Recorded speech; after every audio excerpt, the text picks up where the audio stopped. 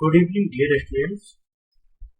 तो प्रायिकता का ये पार्ट 2 लेके आया हूँ। यहाँ पे आपको क्वेश्चन नंबर 10 से कंप्लीट कराए जाएंगे और पार्ट फर्स्ट में क्वेश्चन आपके 1 से लेके 9 तक कंप्लीट हो चुके हैं। जिसने भी पार्ट फर्स्ट नहीं देखा है तो वो पहले पार्ट फर्स्ट देख के आए, मतलब भाग 1 पहले देख के आए, उसके बाद पार्ट 2 देखे, तभी आपको क्वेश्चन समझ में आए। यहाँ आपका प्रश्न में सॉल्यूशन कराया जा रहा है। डेली आपकी लाइव क्लास होती है, तो डेली जुड़ना ना भूलिएगा। 5:30 बजे डेली लाइव क्लास होती है। आपका न्यू बैच भी शुरू कर दिया गया है, जिसमें क्या है कि आपका चैप्टर 2 शुरू हुआ है और वो बिल्कुल बेसिक से शुरू हुआ है। ठीक है, चैप्टर 2 शुरू हुआ है जो कि आज ही शुरू हुआ है। ठीक है, तो अगर आपको बेसिक से करना है, बिल्कुल शुरू से मैथ करना है, तो उसमें जुड़िएगा। ठीक है, और यदि आपको प्रश्न बैंक तैयार करना है बोर्ड पेपर के लिए, तो आप प्रश्न बैंक को 5:30 बजे डेली लाइव में ज्वाइन कीजिएगा। ठीक है भाई, तो क्वेश्चन नंबर 10 जो है शुरू करते हैं। क्वेश्चन नंबर 10 में ये कहा गया, एक पांसे को 3 बार उछालने पर परीक्षण में घटना ए तथा बी को निम्न प्रकार से परिभाषित किया गया। जितने भी लोग देख रहे हैं, एक बार चैनल को सब्सक्राइब कर लें सबसे पहले, जिन्होंने नहीं किया है। वीडियो को लाइक भी कर दिया करें और अपने दोस्तों के साथ शेयर भी कर दें। ठीक है, तो इसमें सवाल में आपसे ये कहा गया है कि एक पांसा है जिसे उछाला गया है और उस पांसे को कितनी बार उछाला गया है? 3 बार उछाला गया। तो अगर पांसे को 3 बार उछालेंगे, सबसे पहले तो क्वेश्चन की पहली लाइन जो है उसमें आपको समझना होता है पांसे को 3 बार उछाला गया। अगर एक पांसे को मैं एक बार उछालता तो कुल घटनाएं हमारी 6 बनती। कारण क्या है, पांसे में 1 से 6 तक अंक होती। अगर मैं पांसे को दूसरी बार उछालूंगा तो भी घटनाएं 6 ही बनेगी। अगर पांसे को मैं तीसरी बार उछालूंगा तो भी घटनाएं 6 बनेंगी। लेकिन कुल घटनाओं की बात की जाए तो 216 हो जाएंगी। कितनी हो जाएंगी कुल घटनाएं? 216, या आपके कुल परिणाम कितने हो जाएंगे? 216। तो यहाँ पे मैं इस प्रकार से इसको लिख सकता हूँ कि जैसे कि यहाँ लैंग्वेज में भी आपको लिखना होता है, पांसे को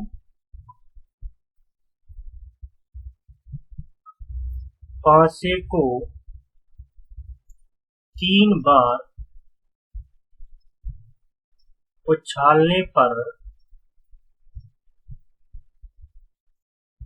कुल प्रतिदर्श समष्टि, कुल प्रतिदर्श समष्टि, कुल प्रतिदर्श समष्टि जो है वो आपकी कितनी हो जाएगी? नंबर ऑफ एस बराबर 6 इंटू 6 इंटू 6, या आप ऐसे लिख सकते हो कि एस बराबर, अगर यहाँ कुल लिख लिया है तो नंबर ऑफ एस ही लिखेंगे, तो नंबर ऑफ एस बराबर कितना आएगा? 216 आएगा। ठीक है, अब थोड़ा सा क्वेश्चन में आगे बढ़ते हैं। आगे क्वेश्चन में कहा गया है, परीक्षण में घटना ए तथा बी, मतलब 2 घटनाओं की बात की जा रही है, ए तथा बी निम्न प्रकार से परिभाषित किया गया है। कौन कौन सी घटना है देखते हैं, कौन कौन सी घटनाएं सवाल में दी गई है। पहली घटना क्या है कि ए घटना जो है उसमें कहा गया है कि तीसरी उछाल पर संख्या कौन सी प्रकट हो? 4 प्रकट होना। और बी में क्या कहा गया है? पहली उछाल पर संख्या 6 और दूसरी उछाल पर संख्या 5 प्रकट होना। डियर, यहाँ पे जो सबसे पहले पॉइंट ए में जो कहा गया है ना, ए में क्या कहा गया है कि तीसरी उछाल पर आपको क्या मिलना चाहिए? 4 आना चाहिए। अब देखें जरा, तो हमने सवाल में जो कहा गया है वैसे हम करते आएंगे कि ए बराबर कहा गया है तीसरी उछाल पर 4 आए, तो हम क्या करेंगे? ए में अगर तीसरी उछाल पर 4 की बात कही गई है तो ए बराबर कुल कितनी कंडीशन बनेंगे? तो यहाँ मैं लिख सकता हूँ कि ए बराबर डियर कितनी कंडीशन बनेंगी? तो ए बराबर तीसरी उछाल में 4, पहली उछाल में 1 आ गया, दूसरी उछाल में भी 1 आ गया, लेकिन तीसरी उछाल में कितना आना चाहिए? 4 आना। इस प्रकार आपको कंडीशन बनानी है। मतलब ये पहली उछाल है, ये दूसरी उछाल है और ये तीसरी उछाल में कितना मिलना चाहिए आपको? 4 आपको मिलना चाहिए। एक तो ये सर कंडीशन बन गई। दूसरी क्या है कि यहाँ पे 1, 2 और 4 हो गया। तीसरी उछाल में 4 चाहिए, बाकी पहली दूसरी उछाल में कुछ भी आए, लेकिन तीसरी उछाल में कितना चाहिए? 4 चाहिए। ठीक है, अगला यदि आप देखोगे तो अगले में क्या कहा गया है आपसे कि यहाँ पे अगली कंडीशन क्या बनेगी आपकी? अगली कंडीशन बनेगी यहाँ पे 1, 3 और 4।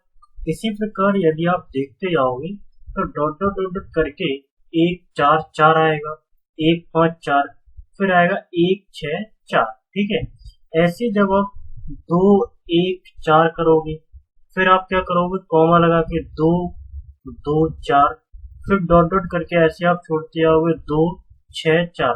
कुल मिला के आपको पहली दूसरी कंडीशन में तो आपको कुछ ही मिल जाए, लेकिन तीसरी कंडीशन में आपको क्या चाहिए, 4 ही चाहिए। तीसरी उछाल में आपको 4 ही चाहिए।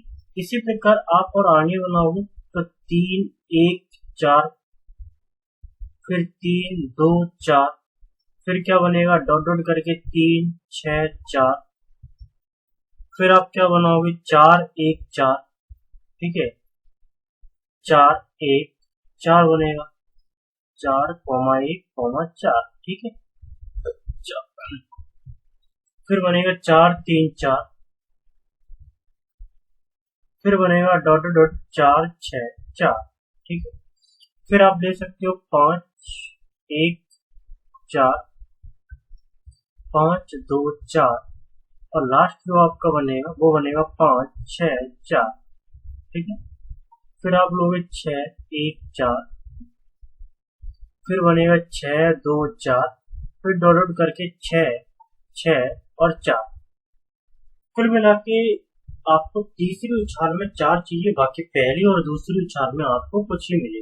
अब यहाँ आपको ये गिनने की जरूरत नहीं है, कारण क्या है, क्योंकि आपको b बराबर और निकालना है। b बराबर सवाल में क्या कहा गया था, तो डियर b बराबर आपसे ये कहा गया था कि पहली उछाल पर संख्या 6 और दूसरी उछाल पर संख्या 5 प्रकट हो।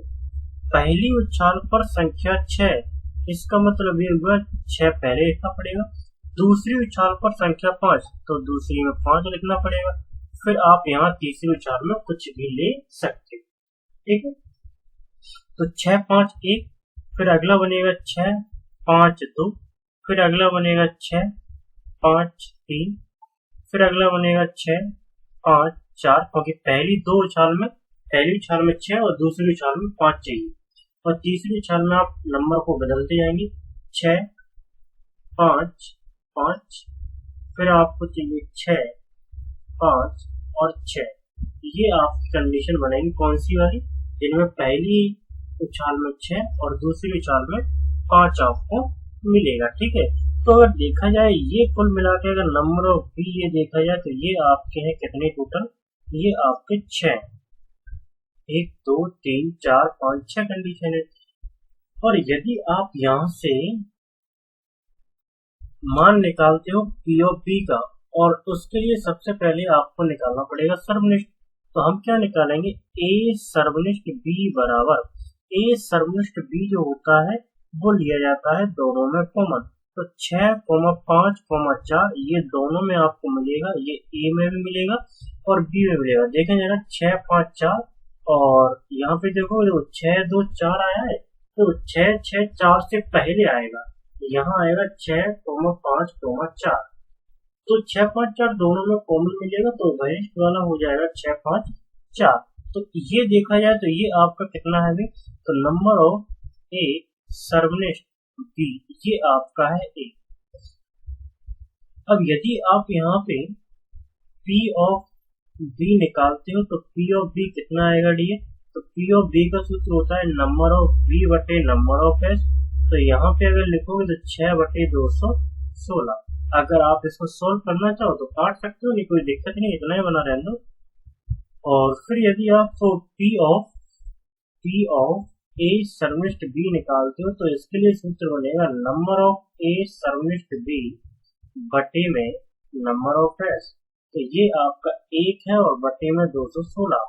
आपको पी ए बटे बी निकालना है, तो पी ए बटे बी का सूत्र यदि आपने पहली क्लास देखी होगी तो आपको पता चलेगा कि पी ए बटे बी का सूत्र क्या होता है। फिलहाल मैं आपको बता देता हूँ, ये होता है पी ऑफ ए सर्वनिष्ठ बी बटे में पी ऑफ बी। अब हमने इसीलिए पी ऑफ ए का मान नहीं निकाला था क्योंकि हमें जरूरत ही नहीं पड़ेगी। तो यहाँ पे ये 1 बटे 216 है और ये आपका 6 बटे 216। तो 216 से तो 216 कट जाएगा, कुल मिला के आपका आंसर आ जाएगा 1 बटे 6। तो ये था आपके इस क्वेश्चन का आंसर।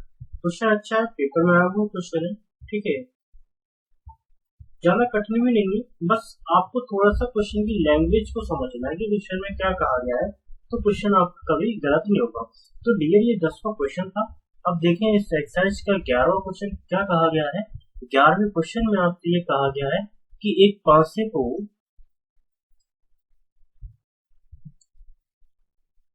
11वें क्वेश्चन में आपसे ये कहा गया है कि यदि आप एक पासे को उछालते हो और उसमें आपसे ये कहा गया है कि प्रकट हुई संख्याओं का योग कितना है भाई, 6 पाएगा। तो कहने का मतलब ये हुआ कि एक पासा आपने उछाला और हमें पता है एक पासे को यदि मैं 2 बार उछालूंगा तो कंडीशन बनेगी हमारी 36। क्यों बनेगी 36? क्योंकि आप एक पासे को एक बार उछालोगे तो 6 कंडीशन बनेगी और उसे अगर दूसरी बार उछालोगे तो 6 फिर बनेगी, टोटल मिला कितनी हो जाएगी, 36 कंडीशन आपकी बनेगी। तो देखें जरा कैसे करना है इस क्वेश्चन को। सबसे पहले तो आपको ये इसमें लिखना है कि एक पासे को, यहां देखें जरा, मैं इसको यहां सॉल्व करके दिखाता हूं आपको। एक पासे को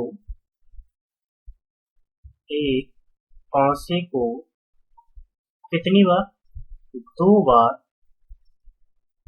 उछालने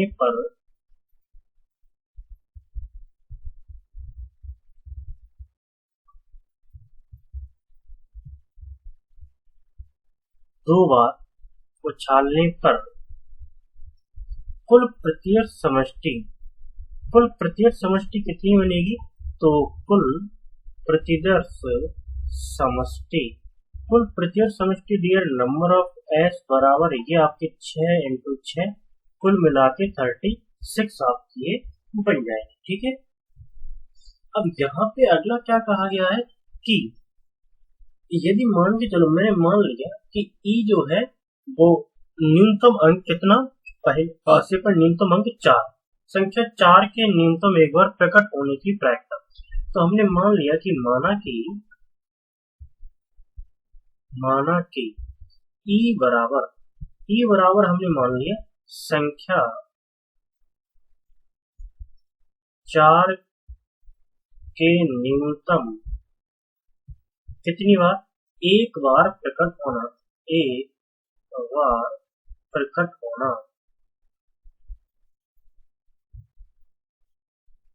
ठीक है। और f बराबर हमने क्या मान लिया, f बराबर मान लिया कि संख्या के अंकों का योग कितना है, 6, संख्या के अंकों का योग 6। अब यहाँ पे e का जो मान आएगा वो डियर कितना आएगा, तो e का मान देखें, e का मान यहाँ पे कितना आएगा, संख्या के 4 को एक बार आपको प्रकट दिखाना, मतलब 4,1, फिर आप ले सकते हो 4,2, मतलब 4 आपका एक बार आना चाहिए, सीधी सी बात ये है। अगला क्या बनेगा, 4,3 बनेगा, अगला क्या बनेगा, फिर 4,4 बनेगा, फिर 4,5 बनेगा और फिर बनेगा आपका 4,6, ठीक है। अच्छा ये तो हमने ले लिए 4 के साथ। अब ऐसा भी तो बन सकता है, ये तो हमने पहले पासे पे ले लिया, ऐसा भी तो हो सकता है 1,4, 2,4, 3,4। अब 4,4 नहीं ले सकते, कारण ये 4,4 एक बार ले लिया है, तो फिर कौन सा लेना पड़ेगा, 5,4 और एक लास्ट रह गया 6,4। इस प्रकार अगर देखा जाए तो ये कुल कंडीशन आपकी कितनी बनेगी, तो आप गिन सकते हो 1, 2, 3, 4, 5, 6, 7, 8, 9, 10, 11 कंडीशन बनेगा। हालांकि इनकी हमें जरूरत नहीं है। f बराबर देखें जरा कि f बराबर कितना आएगा, तो संख्या के अंकों का योग 6 चाहिए, तो f में हम ऐसी संख्या लिखेंगे जिनका योग 6 हो जाए। एग्जाम्पल के तौर पे जैसे कि हमने आपसे कहा कि हमारे पास 2 पासे हैं और 2 पासों में हमें पता है पहले पासे में अंक होंगे 1 से लेके 6 तक, तो 4, 5, 6 पहले पासे के अंक लिखे और दूसरे पासे के भी अंक लिखे हमने 1, 2, 3, 4, 5, 6, ठीक है। अब यहाँ हमें क्या करना है, एक अंक पहले पासे से लेना है और एक अंक दूसरे पासे से लेना है, जिनको जोड़ने से योग कितना मिल जाए, 6 मिल जाए। तो यहाँ पे हम देखेंगे यदि मैं पहले पांचे से 1 लेता हूँ तो दूसरे पांचे से हमें 5 लेना पड़ेगा, तभी अंकों का योग 6 होगा। तो पहला बनेगा 1,5। अगर मैं पहले पांचे से 2 लेता हूँ तो दूसरे पांचे से हमें 4 लेना पड़ेगा, तभी 4 और 2 6 होगा। अगर मैं पहले पांचे से 3 लेता हूँ डियर, तो दूसरे पांचे से भी हमें कितना लेना पड़ेगा, 3 लेना पड़ेगा, तो 3,3। अगर मैं पहले पांचे से 4 लेता हूँ तो दूसरे पांचे से हमें 2 लेना पड़ेगा। अगर मैं पहले पांचे से 5 लेता हूँ तो दूसरे पांचे से हमें 1 लेना पड़ेगा, तभी तो 6 बन पाएगा। और कोई कंडीशन नहीं बनेगी। हम यहाँ पे P ऑफ E निकालेंगे। तो अगर P ऑफ E आप निकालना चाहो E के साथ, तो E वाला देखो, E वाले आपने जोड़े थे 11 आए थे, 11 बटे कितना हो जाएगा 36। अगर आप P ऑफ F निकालोगे तो P ऑफ F कैसे निकलेगा, 1 2 3 4 5, F वाले के लोग 5 है, तो P ऑफ F निकालोगे तो ये कितना आएगा, 5 बटे 36 आएगा, क्योंकि टोटल तो 36 है। अब यहाँ पे एक आपको चीज और निकालनी है, जो कि दोनों में क्या मिलता है, कॉमन मिलता है। क्या मिलता है दोनों में, कॉमन, क्योंकि आपको निकालना है A सर्वनिष्ठ V का मान।